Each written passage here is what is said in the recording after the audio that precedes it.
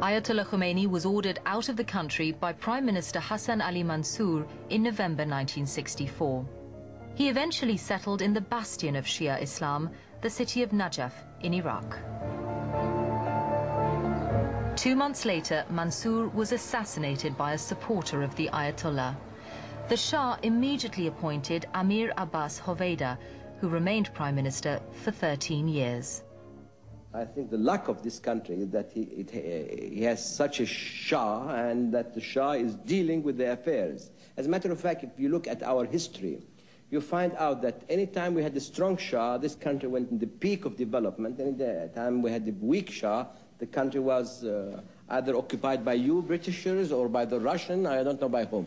Therefore, what is important is to have a strong Shah who certainly could bring behind him all the nation.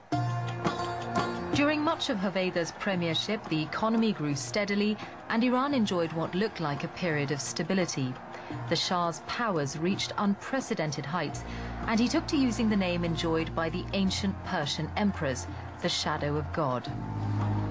Outside Iran, he and Queen Farah became international celebrities. But the seeming calm came at a price. Iran was now a police state.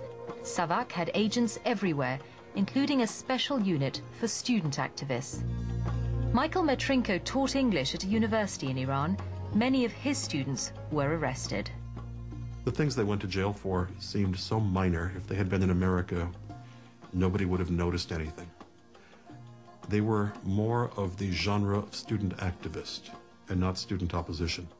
Just people who were interested in changing something. And in the United States at a college, in England at a college, they would have been on the student council, that's all. Trying to get the grading system changed or, the cafeteria improved or something like that. In exile in Najaf, Ayatollah Khomeini had time to refine his vision of an ideal Islamic government.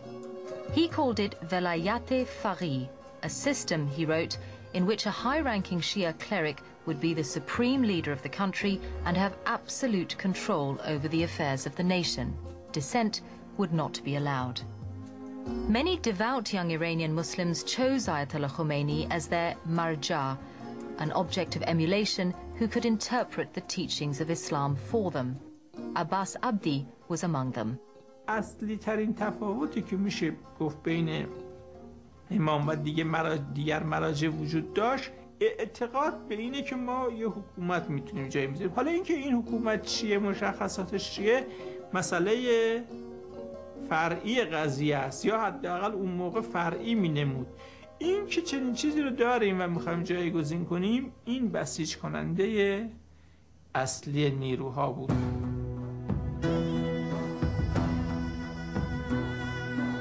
The man who called himself the shadow of God continued to underestimate the men of God in Iranian society.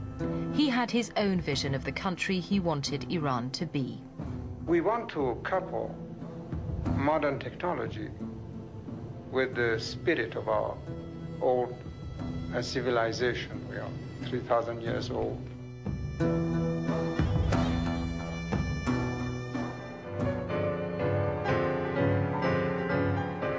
In 1968, the Shah and his queen hosted a lavish arts festival in Shiraz. The aim was to put Iran on the map as a cultural crossing point between East and West.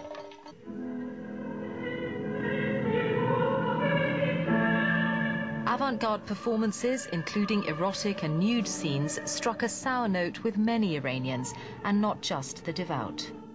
دانشگاه ما چپیای دانشگاه رو این نوع مثلا روابط ولنگاری و بیبندوباری حساستر از مذهبی‌ها بودن و حتی برخوردم میکردن به دلیل اینکه این فرهنگ و فقط فرهنگ خالص نمیدیدن، یه وجه از سیاست هم برای اون قائل بودن. سیاست‌های فرهنگی شاه رو فقط در حد همین قضیه فرهنگ نمیدیدن، یه نوع سیاست ضد مذهبی و یه نوع سیاست ضد سیاسی شدن هم تصور داشتن.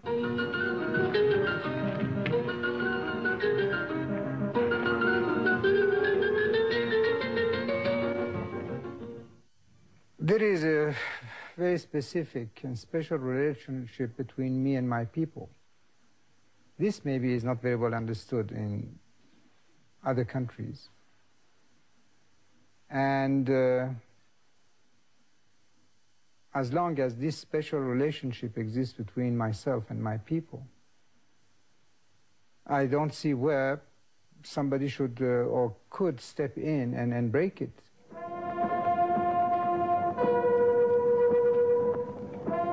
In 1971, the Shah treated his subjects to another spectacular, this time in Persepolis, to mark 2,500 years of the Persian Empire. Dozens of foreign dignitaries, including 30 heads of state, were invited to the party. They were housed in 50 air-conditioned tents with the menu provided by Shah Maxim in Paris. And 4,000 soldiers from the Iranian army reenacted the history of the kingdom.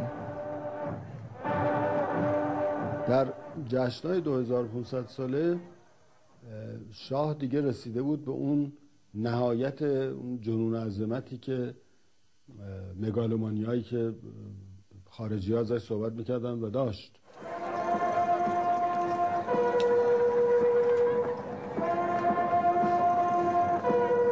There was a serious side to the celebrations. 2,500 schools were built around Iran. But such acts were overshadowed by the party in Persepolis.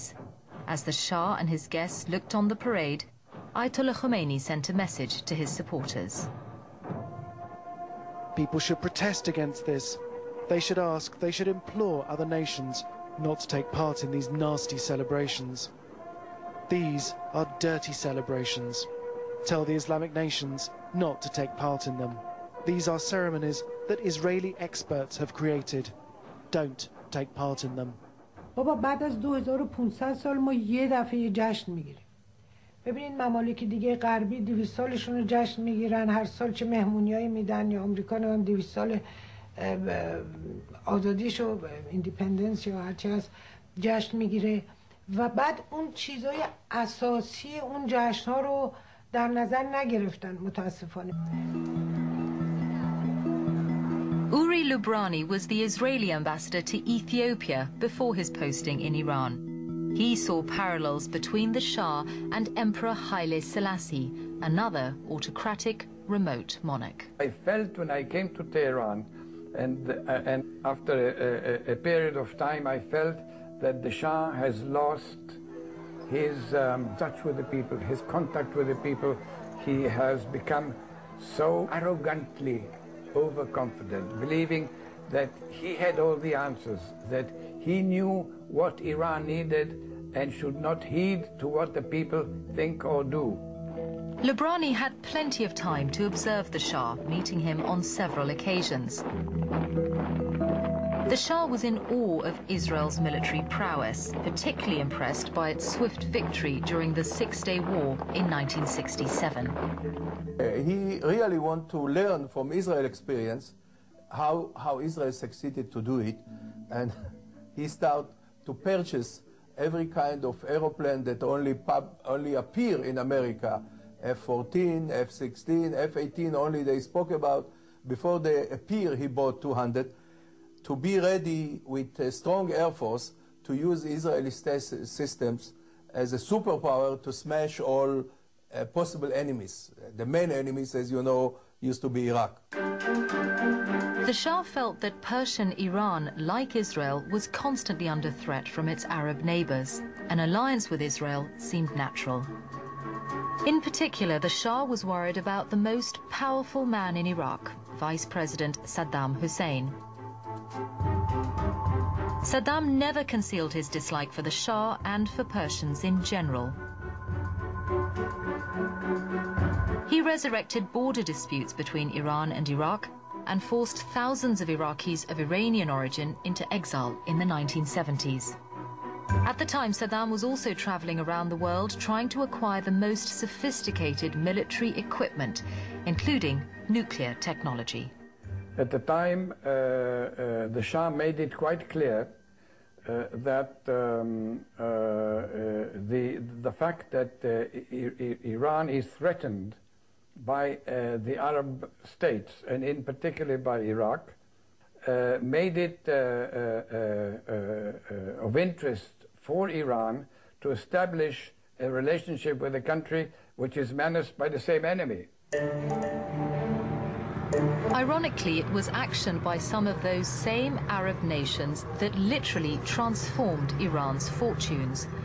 After the Seven-Day War in 1973, Arab oil-producing countries boycotted Israel's Western allies. The price of oil skyrocketed.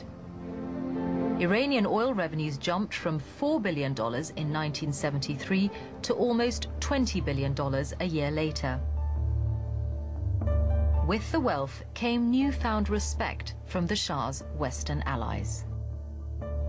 The special jet from London brought the Chancellor and Mr. Walker direct to St. Moritz. The two ministers have come here to jet-set Switzerland to see the Shah of Persia about oil for Britain.